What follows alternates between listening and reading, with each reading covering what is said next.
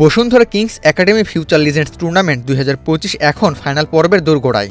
17 October থেকে চলমান এই আয়োজন ইতিমধ্যেই 3টি ক্যাটাগরি থেকে 6টি দল জায়গা করে নিয়েছে শিরোপার লড়াইয়ে।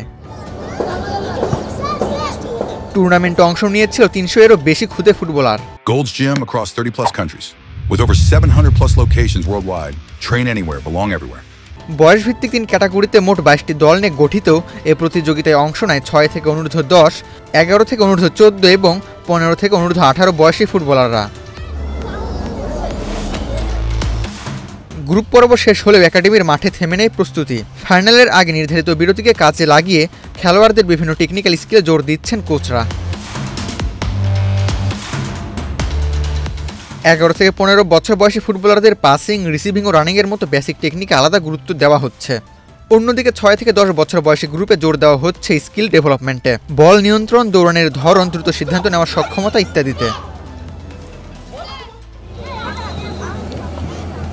টুর্নামেন্টের মূল লক্ষ্য একাডেমির ভেতর থেকে প্রতিভাবান ফুটবলার বেছে নেওয়া। বসুন্ধরা কিংস একাডেমির ফুটবল কোচ সেলিম মিয়া জানান, ইতোমধ্যেই বেশ কয়েকজন উদীয়মান খেলোয়াড়কে চিহ্নিত করা হয়েছে। ফাইনালের পর প্রতিটি ক্যাটাগরি থেকে সেরা গোলকিপার, ডিফেন্ডার, মিডফিল্ডার ও ফরওয়ার্ড নির্বাচন করা হবে। Bashundhara Kings academy football tournament শুরু হয়েছে।